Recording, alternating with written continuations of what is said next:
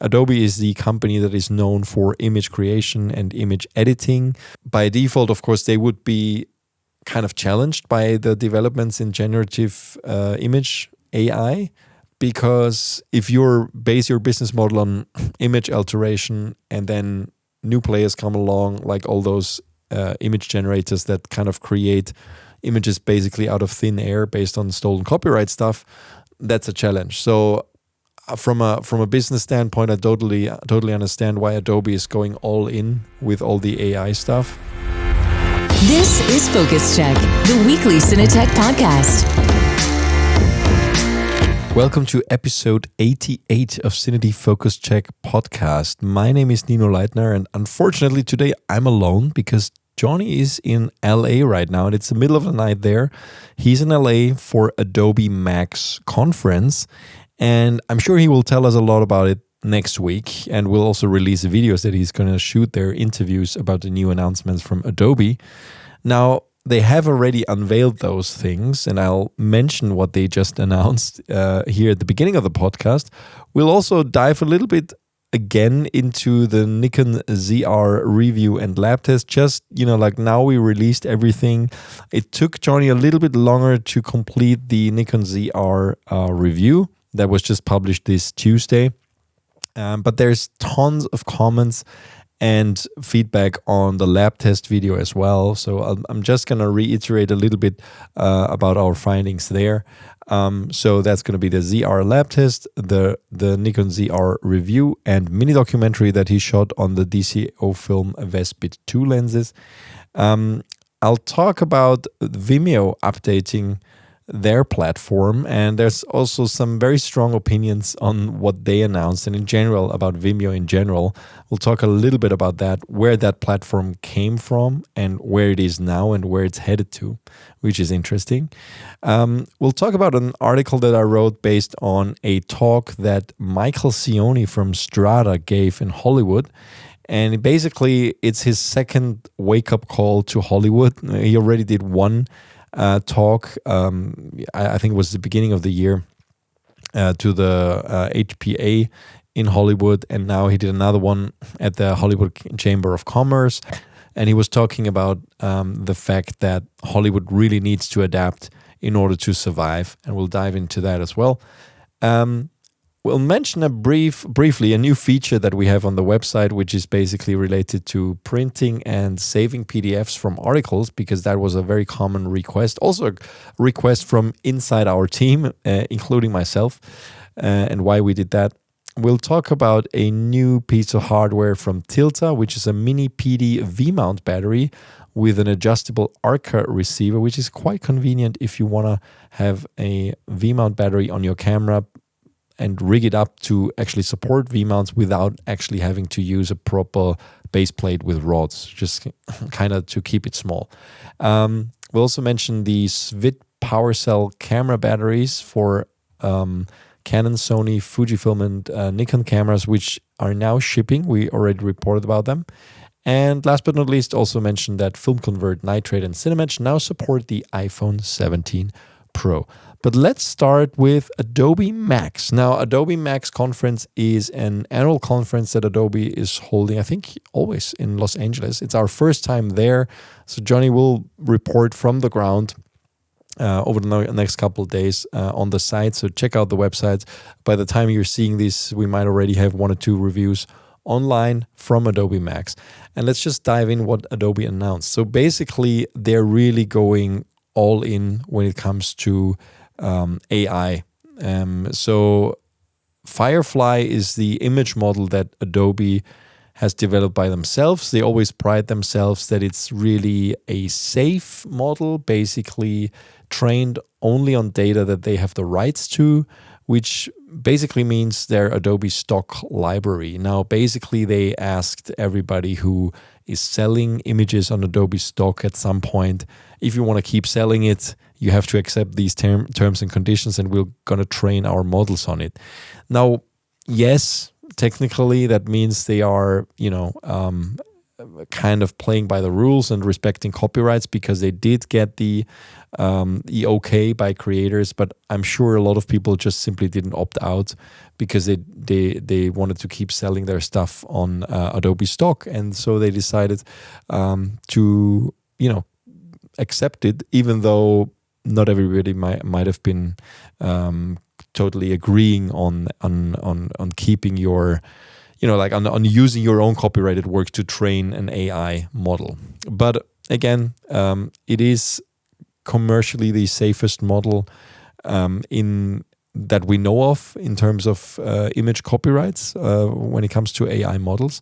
And they've announced a lot of things around that model, which relates to basically all their Creative Cloud products. Let's dive a little bit into that.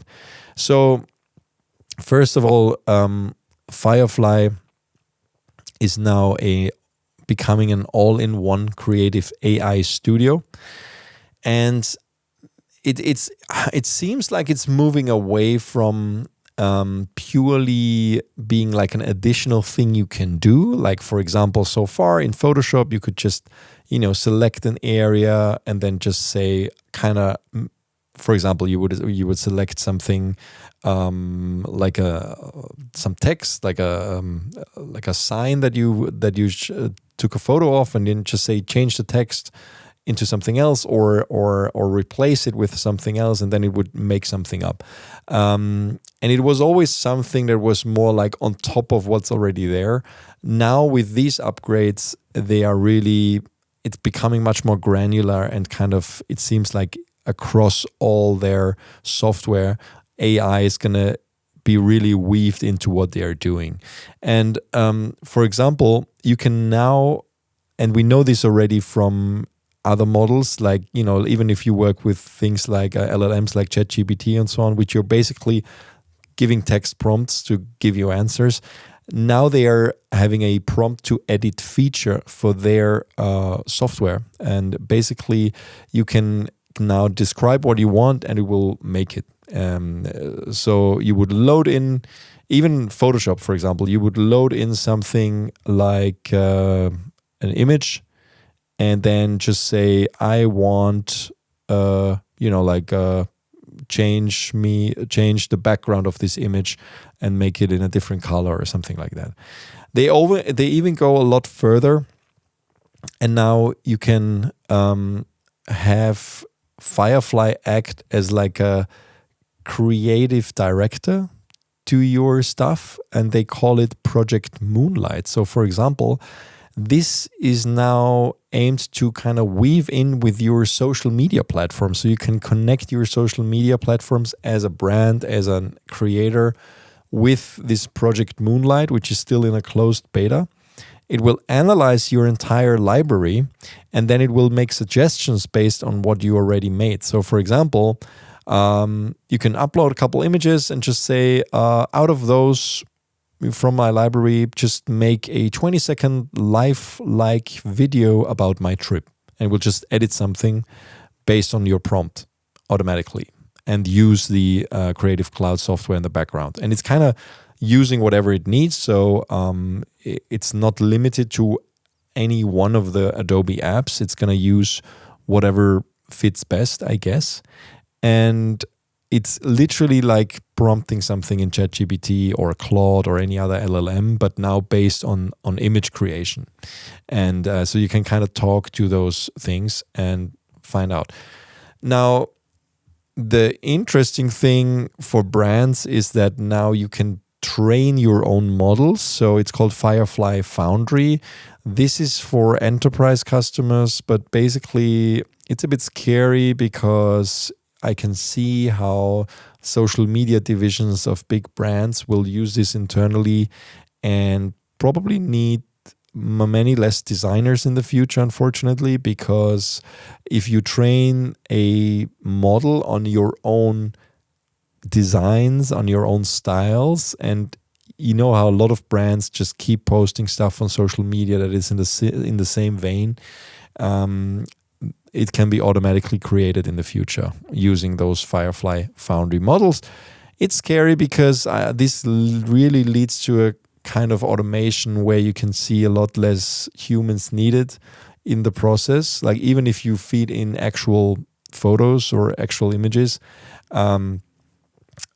they're going to be edited in the same style. They're going to be have the same layout, follow the same guides. Of course, this can become quite, stale if it's always the same. But as we know from those models, they are learning quite fast and can be quite flexible. So, yeah, it's scary. It's scary in a way that I think it's going to be hard to discern when a human made a post, and then these things might also be automated in terms of how they post on social media. So at some point we will be seeing stuff on social media which is like entirely AI created, I guess, and you don't even know if a human ever touched any of what you're seeing. And that's exactly what OpenAI is doing by themselves with this Sora 2 app, which we talked about before, which is basically just AI slop created based on whatever people are prompting. And now this is kind of Adobe is giving image editing capabilities, of course, which is always based on actual images, but it's going to be harder and harder to discern what's actually real or not. And then the automation part of that is what makes it a little bit scary for me. And let's see what the future brings with this.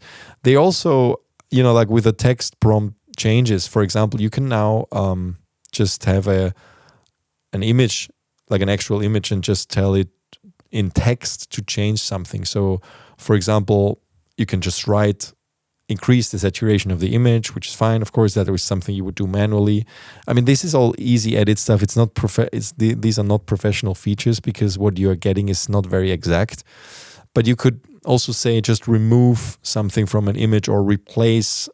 There's an example they showed a woman wearing glasses, and just say replace the glasses with a different model. You can even upload another image. So it's all, like it's merging into your photos. Now, so far, what we've always seen with image generation models is that the resolution is quite low. So far, we've talked about 1 megapixel resolution with Firefly, which is very low, of course.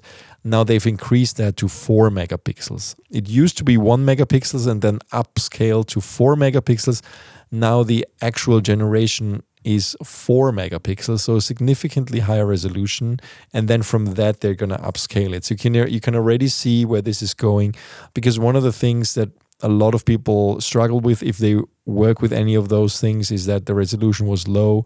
But you can see already that resolution will not be a limiting factor anymore in the near future. Now, 4 megapixels is still relatively low, but in 1 or 2 years from now, it's probably going to be just the average resolution of a normal photo, especially if we're talking about online photos. And then we are also moving into having the resolution that's needed for 4K video and so on. That is not going to be discernible anymore from an actual image in terms of resolution and the generated resolution.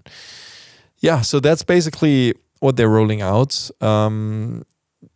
They also have a Adobe Gen Studio is actually what integrates these modules that can streamline the entire content supply chain from creation to activation for brands, basically. And it's directly connecting also with advertising partners. So yeah, it's all about automation, automatically delivering stuff to those platforms. They even have a cooperation with YouTube. So Adobe Premiere Mobile now supports the creation of YouTube Shorts directly into the app. And as far as I understood it, you can upload them directly from the Premiere app to your YouTube account. And so that's basically what Adobe announced at Adobe MAX. It's all about AI. You can see where they're coming from, because if you think about it, image creation, Adobe is the company that is known for image creation and image editing with anything they do, whether it's still images with Photoshop and Lightroom, or vector graphics with Illustrator, InDesign, and layouts and so on, or motion picture with Adobe Premiere, or After Effects and so on. Now, by default, of course, they would be kind of challenged by the developments in generative image AI, because if you base your business model on image alteration and then new players come along, like all those image generators that kind of create images basically out of thin air based on stolen copyright stuff, that's a challenge. So from a business standpoint, I totally understand why Adobe is going all in with all the AI stuff. However, it is only kind of speeding up this effect that we literally cannot trust any image anymore. Because if any image you get out of an Adobe software could have been altered in a million different ways. I mean, that's what Photoshop is for, right? Altering images. However, it's now a photorealism that is kind of baked into everything you can do with generated images that is very hard to discern from actual images. So it's you can't trust any image anymore online. That's basically what it comes to. And I think Adobe is also massively challenged by companies like Canva, which is an all online, basic image editing, layouting software, which is not video related at all. I mean, they have a video feature and so on, but it's not very advanced.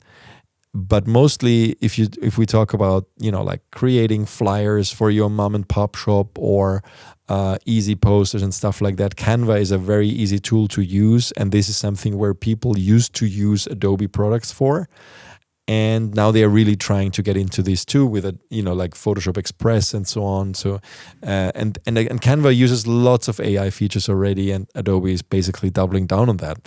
So yeah, we're in the middle of this AI race.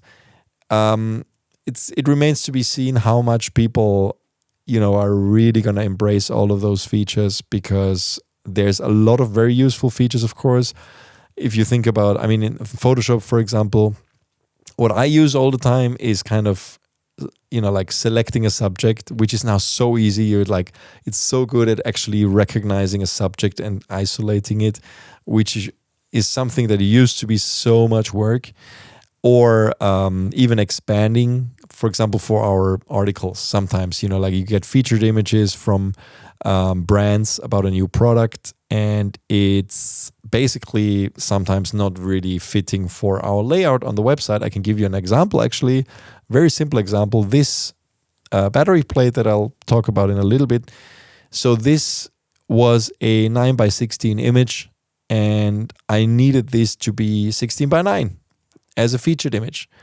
And I think it's totally fine to use the generative expand feature of Photoshop in this case, because it's not actually giving any false information, because it's just out of focus background.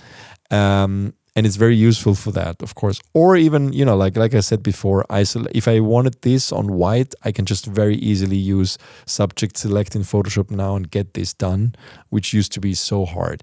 But all of those things are, for me, workflow-related AI things that are, not kind of making things up. And they're very useful. But the Firefly, they're now stepping into an area where it's going to be very hard to kind of justify all the use cases that are going to happen, I think. And I think our kids will just grow up in a world where they will know that no image can be trusted. And even though we already knew, but now it's really the case. So yeah, that is what's coming with Adobe. And just be ready for that. And one thing that I'm definitely excited about is that even in video, the AI object masking is now going to be significantly enhanced, because it can automatically identify and isolate people or objects in video frames, which is something we did an entire course about on MZ, the AI masking course, which is, we're going to link it in the show notes, which is dealing on how to do that and actually moving humans, objects in videos and how to isolate them in an easy way. And we showed it with Final Cut Pro, we showed it with DaVinci, and we showed it with After Effects. And at the time when we started recording the course, Premiere didn't have such great tools with it. It's now getting it. We're going to update the course. We're going to add another lesson and explain how it works in the upcoming version of Premiere as well. But this is extremely useful. I mean, you can do selective color grades. You can put some, images behind me and the background now. It's very easy. It has become very easy, which used to be a very, very difficult thing to rotoscope. And now we also get an enhanced tool like that in Premiere. So, yeah. Again, a mixture of very useful tools versus a lot of things that are still based on text prompting, which I don't think this will age well with images. Those AI tools will become more useful as soon as you can draw on stuff and be very precise about what you want changed. As long as you need to describe something with text, there's always a lot of room for errors and kind of getting different results that you didn't want. And I'm not even talking about all the ethical implications here, but still, I'm just talking about the practicality of it. So we'll see how that goes. But it's a next step in AI image generation with Firefly Image Model 5. Okay. But we'll hear more, I'm sure, from Johnnie, who's going to do 1 or 2 interviews at Adobe MAX about what they've announced. And I'm very curious to talk to him about that next week. Okay, let's quickly dive back into the Nikon ZR lab test and review. Just because we only published a review this week, we already talked about a lot last week. I'm just going to mention a couple things and also the feedback and just show some images that Johnnie was able to capture with the Nikon ZR. Now, basically, of course, we mentioned that already. There's been a lot of buzz about this camera because it's Nikon's first Z cinema camera, blending Nikon and Red tech. And yes, we did give it a Best of Show award at IBC 2025, and it is now shipping. People are getting it into their hands, and we know that people are very excited about this camera. Now, Johnnie had a very strong opinion on the fact that they used the words cinema and cinematic 30 times in the press release and questioned whether that is justified or not. Now, I think it's not Nikon's fault that this word has been kind of like watered down over the years, in my opinion. We've already seen Sony's FX line called the cinema line, which, they don't have any internal RAW recording in any of those FX cameras. A lot of the cameras, at the beginning at least, didn't even support DCI, Academy format resolution, and so on. And it's always a question what it actually means. So, but to his point, he wanted to say that it's basically how you use the tool, and that a lot of the cameras that are in the mirrorless lines of those manufacturers, which are not even predominantly called filmmaking cameras in general or video cameras, they can make the same images in many ways. In this case, I think it is fair to say that we see that the sensor is the same that we've seen, probably the same that we've seen in a Nikon Z6 Mark III. It has the same native ISOs, and it has a lot of the same features. It doesn't have the R3D NE, which is the big innovation here, that you have this red raw codec version, which is the first time we see it in any camera. And of course, with all the discussion online, whether it is a real red raw codec or not, or just a repackaged NRAW or vice versa, there's for us, based on the lab test and based on the review, we can say it seems like it is really a camera that was kind of repackaged as a Z6 Mark III into a something that probably fits cinema shooters more, with a larger screen and so on, and adding this R3D NE codec. But it is definitely a compelling entry point for users from other brands because of the price point. It's a $2,200 camera. And while the born cinematic claim might be a marketing overreach, the image quality is really great. I mean, it looks very nice. there are, of course, always some usability things. For example, the positioning of, the hand grip itself is very small. Where the cards go in seems very entry level for a camera like that. And the biggest issue I think that we saw is that simply the H.265 and H.264 codecs, like if you don't want to shoot in any of the 3 RAW codecs, seem to be a little bit weak, like H.2.0 compression, a lot of them 8 bits, and it's just not what you would expect. It looks a bit fuzzy. Now, actually, since releasing the review, we found that actually Nikon has announced, or people found this now online. Maybe they already had it in the specs from the beginning, but nobody kind of noticed.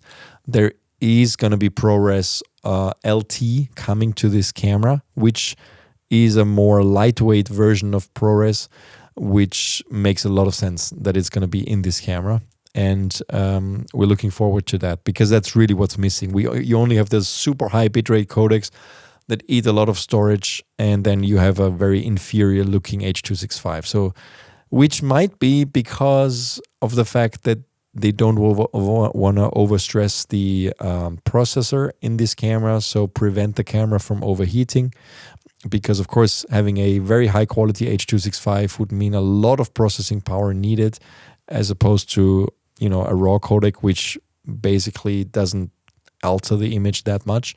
So there would be the danger of overheating, and that is one thing that Nikon is very proud of, that the camera doesn't have a fan, so it doesn't get loud, it doesn't overheat, but there is a trade-off to that, which means an inferior looking H.265. There are a couple things that are definitely groundbreaking in this camera. Internal 32-bit float audio recording is something that we haven't seen in any other camera so far. And if you have a system like the Hollyland Lark Max 2, which can also transmit 32-bit float audio, that's really cool. You can literally, it's kind of your raw audio, which probably cannot clip anymore. 4-inch LCD is great. What's just missing is, of course, a viewfinder. But yeah, it's a good camera. It's missing a couple things. We don't have open gate recording. We don't have DCI aspect ratios, and we don't have proper 24p that goes with that. But yeah, so that's that. And based on the lab test, it is a bit mediocre, to be honest, because there's been a lot of discussions. We have over 100 comments on the lab tests now on the website. Let me just pull that up here, and it's simply, there's so much discussion going on around the lab tests. Just, like if you're interested in that, Gunther is also always very active in the forum and giving answers if you have any questions about the test or the results and so on. But the basic is this: the manufacturers always claim a high dynamic range because dynamic range can be easily fooled by adding a lot of noise reduction in a camera. And in this case, there is a lot of noise reduction when you shoot H.265. There's no noise reduction when you shoot RAW, but a lot of noise reduction basically means that you're, losing a lot of detail also, and it makes the images look a little bit plasticky. And adding this lots of noise reduction gives a better dynamic range result, but only in this case with the H.265 codec. But our latitude test is what really uncovers the quality of a sensor, which is basically over and underexposing an image and then trying to pull it back to normal, push it back to normal, and see how much data is there. And this is where this camera doesn't really excel, to be honest. We found an actual dynamic range, of usable dynamic range, of 10.2 stops, that is with a signal to noise ratio of 2, and 11.5 at SNR 1, which is very far from Nikon's claim of 15 stops of usable dynamic range, of course. So that's why Johnnie called this an average camera, because while the images look nice, and there, yes, is a lot of different other things that go into making an image look nice, which a lot has to do with lighting skill, whatever, like you can make a very old camera look very nice also. This is just one aspect that we look at. So people always confuse the result of our lab test with our total assessment of a camera. That's not true. The lab test looks only at dynamic range, rolling shutter, performance, and latitude, and that's it. There's a million other things that come into play as well, and that's what we try to cover with the normal review, which Johnnie also did, like the real life test.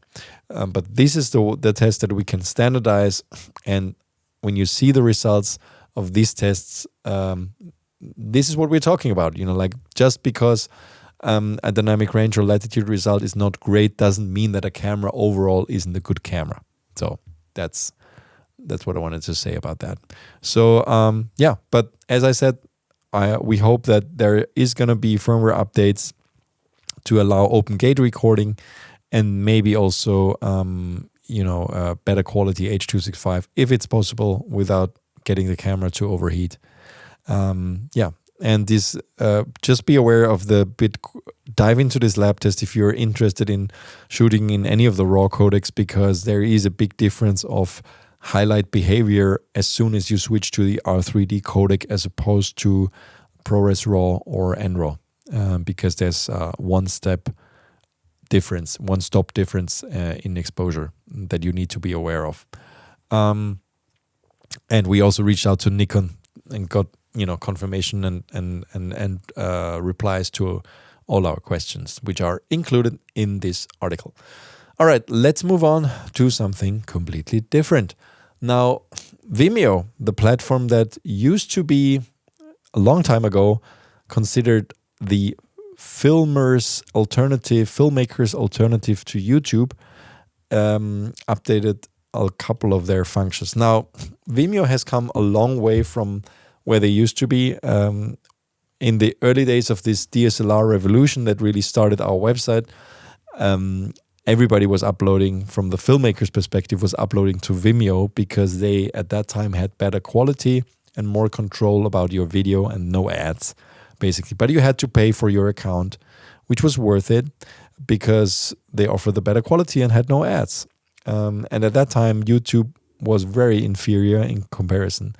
Now that has changed, and Vimeo really, I think, has changed ownership a couple times. I mean, they used to be on the stock exchange. Now they were bought by Bending Spoons, which is the company that also bought Filmic Pro and a couple other things that I would say it's fair to say didn't go down that well in terms of how the customer perceived it. Now, Filmic Pro has fallen from grace for a lot of people because they kind of forced everybody into a subscription model, while shortly after that, Blackmagic Camera was announced, so you could basically have all the camera controls in a different app that got a lot more updates without a subscription. And they've also, like Bending Spoons, I think is a company based out of Milan in Italy, has become really an online giant with a lot of online content subscription-based platforms. They've now bought Vimeo and actually will or have already taken it off the stock exchange. Now, Vimeo hasn't been doing well on the stock exchange at all over the last couple of years. And they've heavily leaned into enterprise customers. Now, full disclosure, yes, we are also using Vimeo. We are using Vimeo for MZ, like our educating platform is using Vimeo because of the enterprise functions. They have a lot of functions when it comes to getting actual results, like getting a lot of analytics data, being very scalable at embedding videos at an enterprise level and having full control where a video shows up. And that's what's great about it. Like you can embed a video from Vimeo somewhere and hide it from Vimeo itself, so you can't actually watch it there anymore. You can change a video in the background, like you can update if there's a mistake in a video, you can update it. So they've already had that for a long time.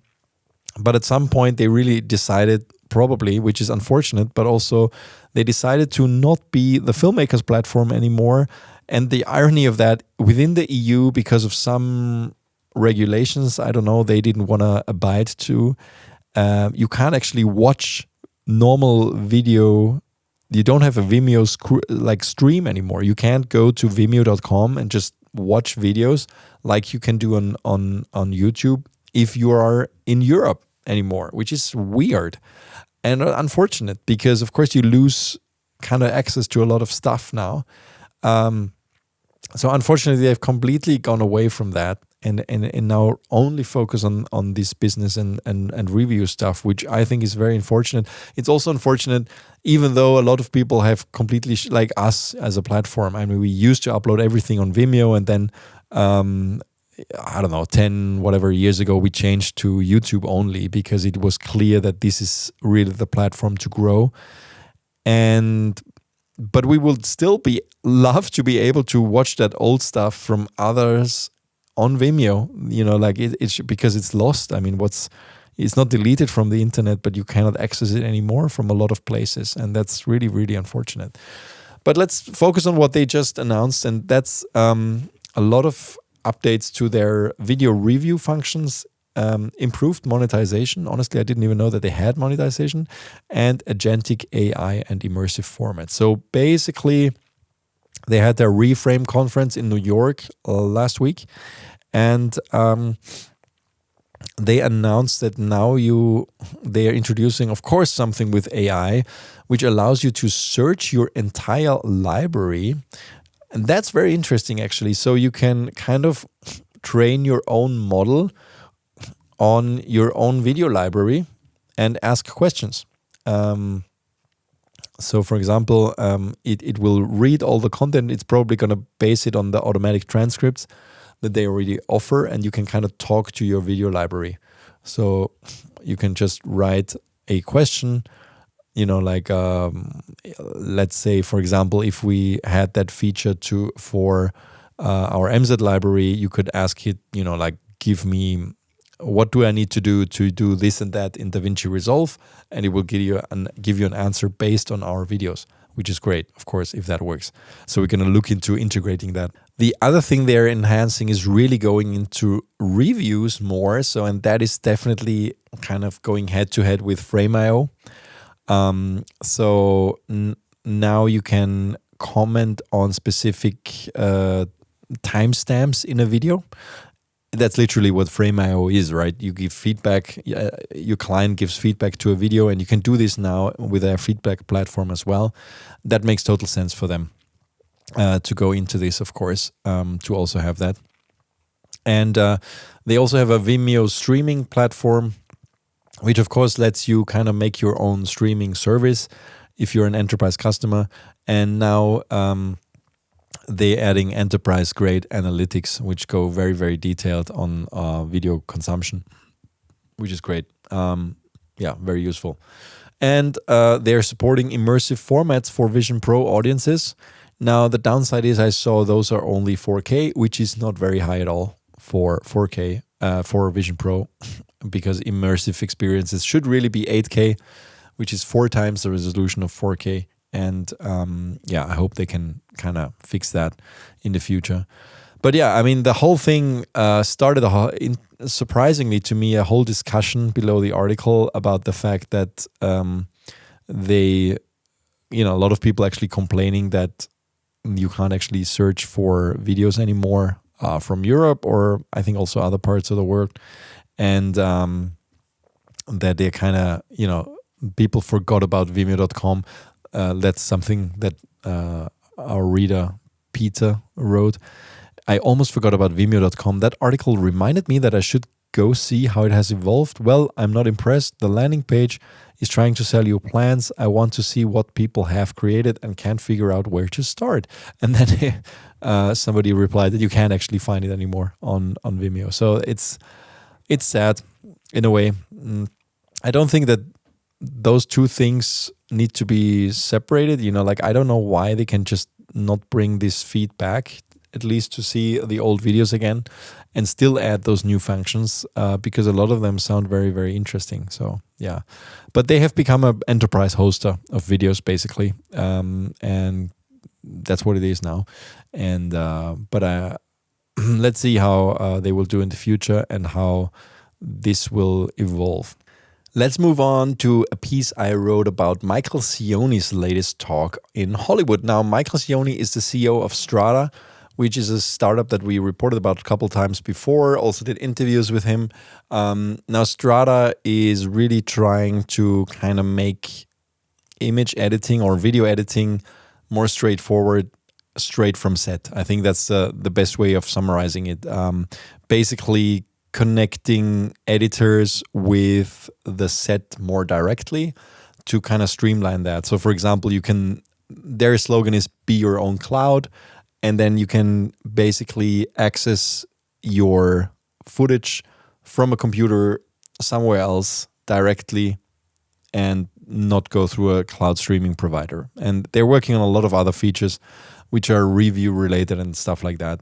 But Michael has always been a very outspoken guy also in Hollywood and about Hollywood, because that's where he's basically coming from professionally. And he has worked for Light Iron. He has worked for Frame.io and Adobe later. And now he's very opinionated on what's happening in the industry, and with Hollywood really being in a deep crisis right now, he held a new talk, and this is actually already the second talk about this kind of topic. He did one earlier in the year, which we also reported about, which is also worth watching. It's linked in the article. And in this talk in front of the Hollywood Chamber of Commerce, he's talking about a lot of things like how Hollywood is kind of very large in terms of how it's set up for very big productions, and that makes it very difficult to adjust to the changing times. He's talking about the sunk cost fallacy, which is defining how continuing to invest into a way of doing things because it's always been done this way, even though it's not working anymore because the foundations of a business are shifting.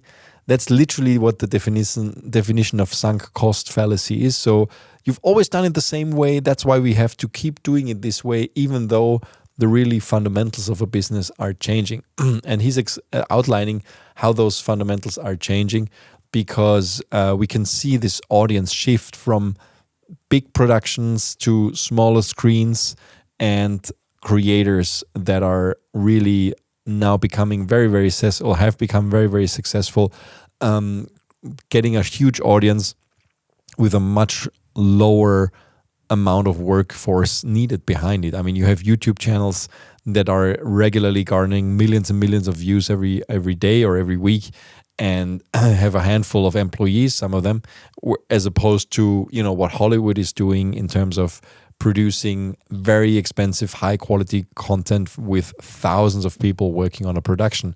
And we've reported about this many times before also, because I've written articles on this too, how LA shooting days are collapsing, especially in the LA area, which are traditionally is, of course, where Hollywood productions are coming from. You can see a huge crisis in how much work is there. And we see now, we're now already at the level of 2020, which was, the height of COVID. This is where we are in terms of annual hours worked in 2025.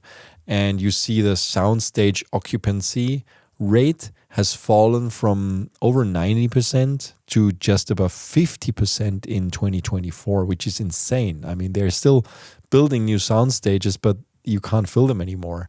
And Michael is outlining a path of recovery, because he's basically asking the question, is storytelling really broken? And spoiler alert, it's not, because people always want to watch stories. It's just the way they're consuming it is changing, and what they're consuming is changing. He's also outlining that actually AI is not the enemy, and that AI hasn't even reached business models yet. And I agree with him. And he says that none of the problems that Hollywood has right now is based on AI. It's all kind of like, self-made problems. he's talking about what he thinks is the flaw with generative AI, that the business model doesn't actually work because, as opposed to a SaaS business, which can, like scale in an unlimited way because you're supplying something that's already done almost free over the internet, like software access. There is actually a lot of compute needed to generate AI video, and that needs a lot of resources. And he thinks that this is the basic flaw with generative AI, that it's not free, and that actually means that it's not going to scale as much, and that's why he thinks it's not going to be as big of a problem for the industry. Now, I kind of disagree, because if you think about Moore's law and how computing power really exponentially increases every year, that might be a problem right now, but I don't think it will be a problem 5 years down the line. Now, that doesn't say that there isn't an AI bubble. I think there definitely is, but they definitely need to find ways of making money in the future. But it might not be a problem for them right now, but it will become one in the future, I'm sure. But I agree to the fact that the current problems that Hollywood has are kind of homemade, but he's outlining a lot of solutions, and one of them is basically how the creator economy, which is what he's saying is drawing all the attention now as opposed to Hollywood, can actually benefit from Hollywood, and how Hollywood can kind of work for them and vice versa. He says that Hollywood has the infrastructure and legacy that the creator economy needs, the cinematic craftsmanship, and knows how to build a franchise. And the creator economy has audience trust and agility, has a direct-to-fan engagement, and sees the value in actually building a franchise. Now, he's outlining a couple of ways of how he thinks Hollywood should join the creator economy and not vice versa. And showing also some examples. Most recently, we've seen Netflix actually agreeing to a partnership with Spotify, putting a lot of video podcasts on Netflix. Hey, Netflix, if you're watching this, we're available. You can put us on Netflix if you want, right? But honestly, like the big podcasts are actually going to be on Netflix in the future, which is interesting because, of course, the production cost compared to a normal Netflix show is minimal, and will still garner a lot of attention. And that's also kind of proving how successful podcasts are in general, when Netflix, takes on a lot of podcasts that are already on Spotify, because they know a lot of eyeballs are spending a lot of time on those video podcasts now. So yeah, but again, we're available, just call us up, write us an email at podcast@cined.com. We should be on Netflix, right, Felix? We should be on Netflix, yeah. Thumbs up from behind the scenes. So, yeah. But all kidding aside, so he's all about, rethinking those relationships, and kind of like Hollywood should just come off that high horse and, be more approachable and be almost servicing this creator economy in order to survive and thrive in the future. And he also says that the next golden age of storytelling is not going to happen in the studio. It is going to happen in a garage. And yeah, I can only recommend you watch his talk. He's a very, very good talker, and always very interesting to listen to. Michael, he's also been on the podcast, by the way, before the NAB podcast this year, I think, right? Yeah. The one we recorded. So yeah, it's always interesting to listen to him, and because I think he has a very good insight in where things are headed. Very good talk. Check it out. It's on the site. A link in the show notes, of course, as usual.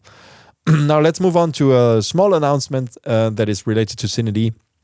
Now, as you might or might not know, our developers are constantly working on the websites in the background. We're constantly working on CineD.com and mz.com to make your experiences better.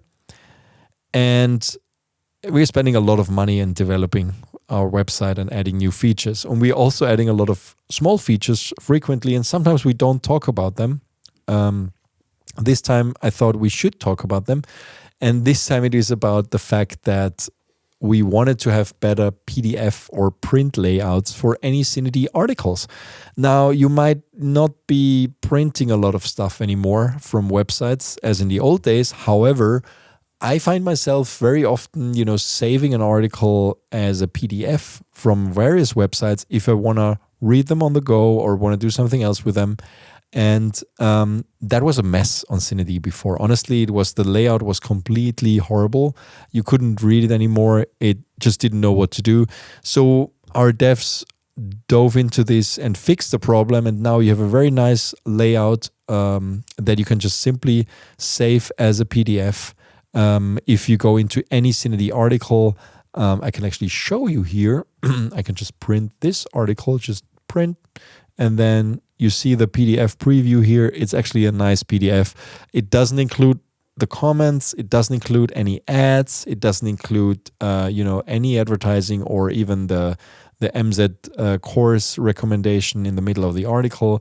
It only shows you the header. It shows you the title, the author, the images, and the text. And it's as basic as it can be.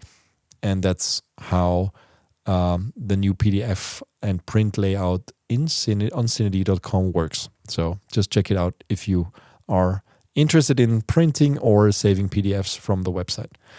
Let's move on to a small piece of gear that Tilta announced, which I found quite useful, which is why I decided to write about it. It's called the Tilta Mini PD V-mount battery plate with adjustable ARCA receiver. Now, this is a smart idea. I think it's basically giving you the ability to add a V-mount battery to a very small camera without actually having to use a base plate with 15mm rods and kind of making it bigger as it has to be. So this is an ARCA Swiss plate at the bottom that, like an ARCA Swiss receiver that connects to the camera through an ARCA Swiss plate. And then with a hinge, it's connected to a V-mount battery plate, and that even has a LEMO port, a USB-C port. It also has a D-tab, of course, and so you get all the functions from a normal V-mount plate and can connect this in a very simple way to your small mirrorless camera without adding a lot of bulk to your setup. And I think it's a very smart, nice idea for Tilta to do this. Now you have a 3/8 and a 1/4-inch thread at the bottom, actually a couple of those, and you can also with a locking lever securely position this at the bottom and move it around. Yeah, very smart idea, very simple, and also quite cheap. I think it starts at $45 and goes to $139. So it's kind of that would probably be my go-to plate to add a V-mount battery to a mirrorless system these days, because it's all about staying small and not adding too much bulk, and it's a great idea. Good. Let's move on to SWIT, we already did a video on this at IBC, and it's a PowerCell battery series that is really for a lot of different camera brands, basically all the major brands except Panasonic. So this new battery series, let me actually show the B-roll here. This new battery series is for Fujifilm, Sony, Canon, and what did I forget? Nikon cameras, and not Panasonic, unfortunately. But the cool thing about those is that they sustain the charge, so you're not getting any drop-in charge. But especially all of them come with USB-C, and you can just charge them with USB-C. So you can simply connect any one of those batteries with a USB-C cable and charge it. So you don't need a charger, and that's extremely useful, of course, if you're on the go. Again, all about saving space in your setup. And then you just don't need to bring a charger. You can charge this with your laptop or your phone charger, and off you go. So it's quite useful. Now, they say that the batteries are quite compatible. Of course, it always comes down to the manufacturer, how much of the camera manufacturer, how much they will accept third-party batteries and actually show the charge status of batteries. That really depends on the camera. But in general, pricing is attractive. We're talking about 39 or 49 euros for each one of those, which is a lot cheaper than a lot of those original batteries from the same manufacturers. They're called SWIT PowerCell camera batteries, now available for Canon, Sony, Fujifilm, and Nikon cameras. All right. Last but not least, just a quick one. Now, FilmConvert, Nitrate, and CineMatch, the film look plugins for a lot of NLEs and also standalone applications, now support the iPhone 17 Pro and the Apple Log 2 that comes out of this, which is interesting. It's interesting because CineMatch is really made for matching cameras, and it's not just that they really analyze. That's why it always takes a little bit of time when after a camera is released for them to announce this, because they really analyze what the log looks like of each camera and then kind of apply an update to their software that will allow you to completely match the image from that camera to any other camera that can shoot log. So you can shoot with Apple Log 2 on the iPhone 17 Pro or Pro Max, and then shoot with any other camera, whatever it is, Sony, Fujifilm, RE, doesn't matter. You can shoot with it and then just by the click of a button make those images match. And it's not a whatever AI-based approximation of what it looks like. It's actually measured from the native image of those cameras and putting this change on top. So it's not taking any processing power from your system. But FilmConvert really dives into the look of those things and makes an exact LUT, basically an exact match, and then you can just match the look by the click of a button. So that's extremely, extremely useful, and usually gets a superior result as opposed to like the matching feature in DaVinci Resolve or something like that. Anyway, that's available now if you are using FilmConvert, Nitrate, or CineMatch. And we also have a discount code, I think, for 10% if you're interested in getting a license of those on this page. And so it's now available for free. All right, let's wrap it up there. Thanks for watching or listening to this monologue version of the CineD Focus Check podcast. Next week, I'm happy that Johnnie will be back and we'll have a nice conversation again about what he's seen and experienced at Adobe MAX in LA. And there's also a lot of other things that we're preparing in the background that we'll talk about next week. And hear you next time. And don't forget to subscribe on your favorite podcasting platform, whether it's Apple Podcasts, Spotify, or wherever you get your podcasts. Leave a comment, send this podcast to a friend, and send us comments to podcast@cined.com, and we'll talk about them here. Thank you. Bye.